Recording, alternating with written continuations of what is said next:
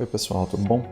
Aqui é o professor Luiz Fernando e esse daqui é o Fenômeno de Transporte A a Z, para os íntimos eu vou chamar de FT de A a Z. A gente está no primeiro módulo, o módulo introdutório, e essa é a segunda conversa que a gente vai ter.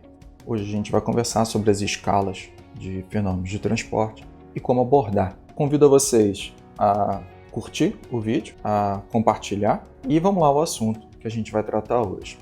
Existem duas grandes escalas na visão de modelagem física de processo e a gente pode tratar o problema a nível microscópico ou a nível macroscópico. A nível microscópico, usualmente a gente está muito preocupado, muito interessado em relação aos efeitos da dinâmica molecular, aos efeitos das ligações químicas, às forças intermoleculares envolvidas. Isso é super interessante se eu preciso analisar o comportamento do material, por exemplo. Então, existe uma aplicação muito forte dentro dessa abordagem, mas se eu penso em algo a nível de um projeto industrial, um processo novo, um equipamento, e eu preciso ampliar um pouco essa escala, e na verdade um pouco não, eu preciso ampliar muito essa escala e passar a tratar do problema a nível macroscópico. Para conseguir realizar isso, a gente vai utilizar a hipótese do contínuo. E para poder explicar, eu gostaria de escolher uma variável de interesse. Note que são várias as variáveis que a gente vai querer trabalhar dentro desse curso. Momento linear, pode ser a massa total no sistema, pode ser concentração de uma determinada espécie química, mas eu gostaria agora de tratar a massa específica. Beleza, massa específica é definida pela massa dividido pelo volume amostral analisado. Eu vou começar essa conversa pensando em um volume amostral a nível microscópico, mas não é um microscópico qualquer. Eu gostaria que vocês imaginassem o seguinte, que vocês têm acesso a um super hiper microscópio. E ele é tão forte, tão potente, que você consegue olhar as moléculas de uma maneira bem individual. Então, imagina que você está no laboratório e nesse laboratório você está lá olhando no microscópio e você, na hora que coloca o olho lá, você consegue até contar o número de moléculas. E vamos imaginar que você está num volume amostral tão reduzido que você consegue olhar 6 moléculas. Então, você foi lá, olhou no microscópio, conseguiu contar, né? Qual vai ser a definição, então, da massa específica? Vai ser a massa dessas 6 moléculas dividido pelo volume amostral analisado. Note que o volume é o mesmo dentro dessa análise aí. Mas digamos que nessa sua medida você, sei lá, espirre, tá? Não é coronavírus, tá? Você só espirrou, tem uma coceira aí no nariz. Você fechou o olho assim e olhou de novo no microscópio. O que pode vir a acontecer? Pode ser que dessas 6 moléculas, talvez algumas possam ter saído do volume amostral. Afinal de contas, a molécula está sempre em movimento, elas podem se chocar, elas podem vibrar. Então, existe a dinâmica molecular dentro desse volume tão reduzido, desse volume amostral tão reduzido. O que a gente tem aqui é uma nova possibilidade. Eu posso ter 4 moléculas, por exemplo. E o que vai acontecer, então, com o valor da massa específica?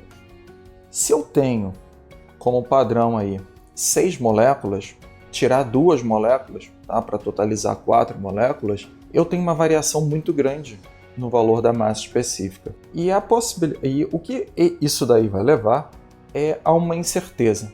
Digamos que você espirre de novo, tá? E ao invés de quando você olha de novo no microscópio, você não vai ter mais 6 moléculas ou 4 moléculas, talvez você tenha 8. E em números absolutos, a perda, né, de 2 moléculas na sua análise vai trazer uma incerteza muito grande. Então, você não tem um único valor de massa específica, mas você tem uma faixa de incerteza. Tudo bem.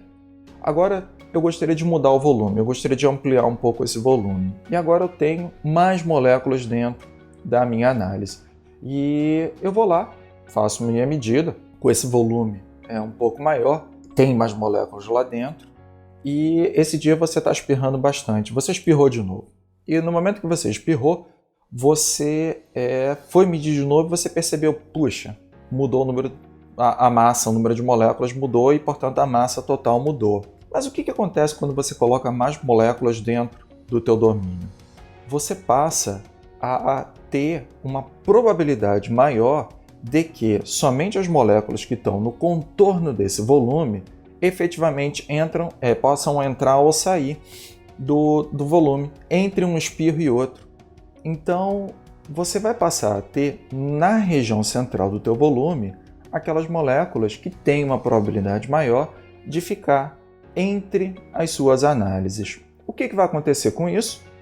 Você vai diminuir a sua incerteza. Afinal de contas, você vai manter as moléculas centrais e aquelas que estão na borda são aquelas que têm uma possibilidade maior de sair. Ou seja, entre um espirro e o outro, as moléculas que estão no centro elas se mantêm. E por isso, a sua incerteza ela vai diminuir. Agora vamos ampliar mais ainda o teu volume. Se você amplia mais o teu volume, você vai passar a ter mais moléculas no centro e vai manter as moléculas que estão na região, na borda do teu volume. O que isso vai te levar? A uma incerteza menor. E se eu amplio mais ainda o volume, você vai chegar a um ponto em que você vai ter tanta molécula na região central, mas tanta molécula, que a massa daquelas moléculas que saem ou entram pela borda já não afetam mais o valor da medida.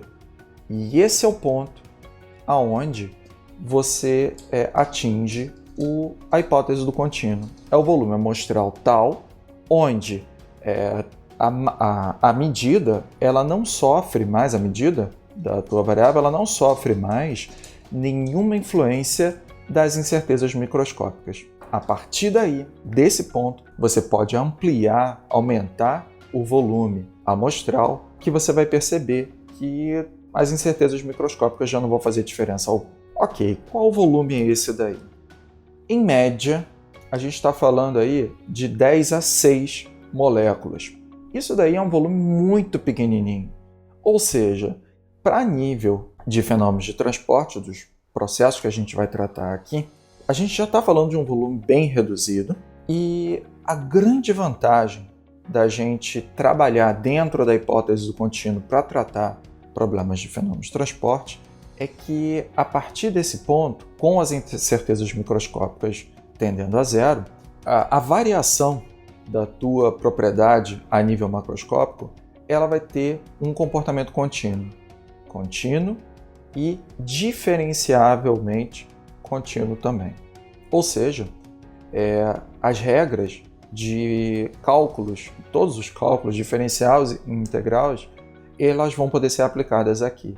E com isso, eu vou poder utilizar tudo aquilo que a gente aprendeu na graduação, nas disciplinas de matemática, as de física também, mas eu vou poder utilizar para embasar todos os princípios de conservação que vão ser utilizados aqui. Mas eu posso ampliar mais ainda esse volume de controle e pensar em um volume tão grande quanto a sala onde você está.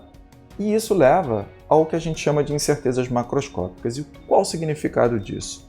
Eu vou colocar aqui mais um exemplo. Tá? E nesse exemplo, eu vou considerar agora que nessa sala, você pode se imaginar dentro do quarto que você está agora, ele está completamente isolado, portas fechadas, janela fechada, e você liga dentro dele um ar-condicionado e você liga também um aquecedor. Não faz muito sentido isso daí, mas vai embasar o exemplo que eu quero dar para vocês. O que acontece com o ar perto do ar-condicionado? No ar-condicionado vai ser um ar mais frio, o ar ele vai ficar mais denso e, portanto, vai ter um valor diferente na massa específica. Fora isso, no aquecedor, eu vou ter, com uma temperatura maior, um ar menos denso, portanto vai ter um valor diferente. E aí surge a primeira dúvida da incerteza macroscópica. Como eu vou considerar a variação agora de massa específica do ar-condicionado até o aquecedor? Segundo ponto de incerteza, de dúvida. E se eu quisesse calcular o valor da massa específica média em todo o quarto, em toda essa sala? Poxa, será que a média aritmética ela é a melhor alternativa para você? E eu te digo que não. O que vai acontecer é que, como o volume está dentro das hipóteses do contínuo, eu digo que a variação entre o local onde a massa específica é mais densa e o local onde ela está menos densa tem uma variação contínua. E, portanto, apesar de eu não saber quais são, ainda como é essa variação, com os princípios de conservação, com as equações de conservação, eu vou aprender a calcular. Tendo como calcular a função da massa específica com base na posição e no tempo, eu consigo usar uma expressão integral para obter também o valor da massa específica média dentro do quarto. E isso sim é interessante dentro das considerações da hipótese do contínuo e de fenômenos de transporte. Beleza, pessoal? Espero que tenham gostado aí desse vídeo. Esse daí era o assunto de hoje. A gente vai conversar um pouco mais no próximo vídeo. A gente vai começar a entender o significado do que é um fluido, ou seja, o conceito do que é o fluido. Vamos definir muito bem o que é ele. Podem curtir então o vídeo, podem compartilhar para os seus colegas, para os seus amigos e a gente se vê no próximo vídeo. Valeu!